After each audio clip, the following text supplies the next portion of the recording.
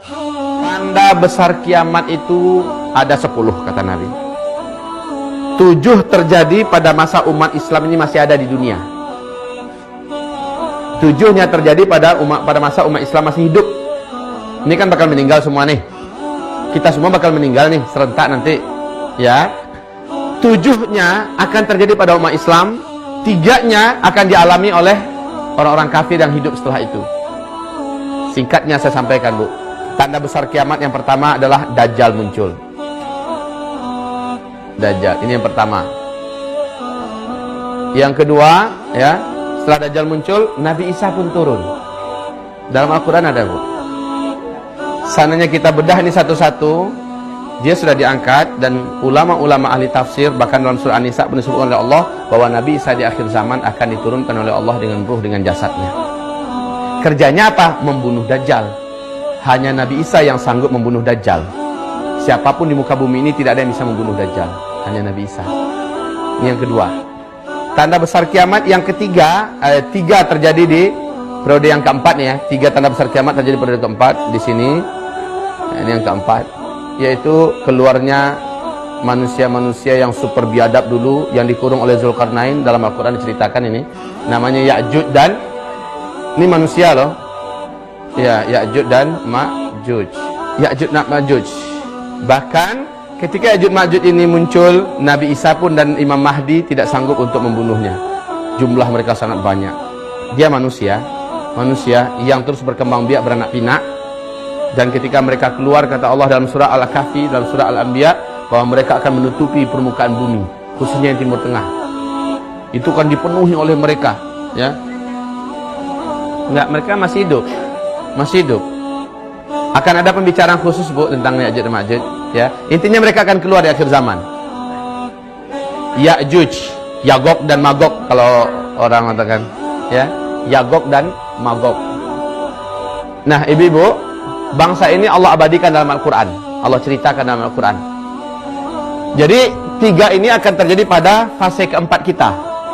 Yang 3 tanda besar kiamat. 4 tanda besar kiamat terjadi pada periode kelima. Yang ke-5 ini tanda besar kiamat yang ketiga. Tanda besar kiamat yang keempat, saya buat yang keempat di sini. Tanda besar kiamat yang keempatnya terjadi pada periode kelima dari umur umat Islam. Apa itu? Yang keempat yaitu Islam kembali menjadi khilafah di muka bumi. Masa-masa aman. Nah, dalam hadis disebut dengan istilah masa-masa aman. Tidak ada peperangan, sama sekali nggak ada lagi peperangan. Bahkan kata Nabi, wanita melakukan perjalanan jalan kaki sendirian dari Hadramaut siang malam menuju ke tanah suci melaksanakan haji tanpa muhram, tidak diganggu oleh siapapun. Aman dia pergi, aman dia pulang, saking amannya. Serigala bermain-main dengan seekor domba yang terpencil, ya. Bahkan anak kecil bermain-main dengan ular yang sangat berbisa dan tidak apa-apa. Intinya tidak apa-apa. Masa-masa aman itu nanti tegaknya khilafah, ya. Tidak ada lagi peperangan. Cuma kata Rasulullah, jumlah wanita ketika itu dibandingkan jumlah laki-laki 1 berbanding 50. 1 laki-laki 50 jumlah wanita. Entah kepikir saat itu poligami entah enggak. Kenapa? Karena manusia pada saat itu sudah penuh imannya bahwa kiamat sudah sangat dekat. Malah mungkin enggak kepikir lagi untuk poligami. Ya, wanita yang paling banyak. Yang laki-laki kemana perginya? Akan kita jelaskan nanti pada periode keempat. Akan banyak terjadi kematian massal laki-laki sedunia. Insya Allah kita terangkan nanti, ya, pada periode yang keempat. Baik. Jadi tanda besar kiamat yang keempat itu terjadinya pada periode yang kelima. Tanda besar kiamat yang kelimanya, oh ya, di sini nanti di periode yang kelima ini kata Rasul tidak lama, Bu, hanya 7 atau 8 atau 9 tahun saja.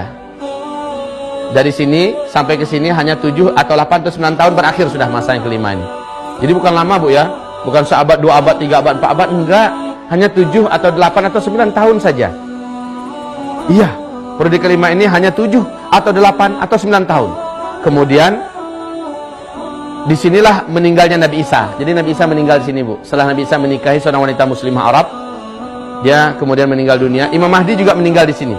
Ya, Imam Mahdi itu siapa? Adalah sosok manusia yang akan muncul nanti menjelang keluarnya Dajjal, Al-Mahdi. Imam Mahdi duluan keluar. Nanti akan ada urainya tersendiri, siapa sih itu Imam Mahdi? Dia adalah cucu kandungnya Nabi Muhammad sallallahu alaihi wasallam.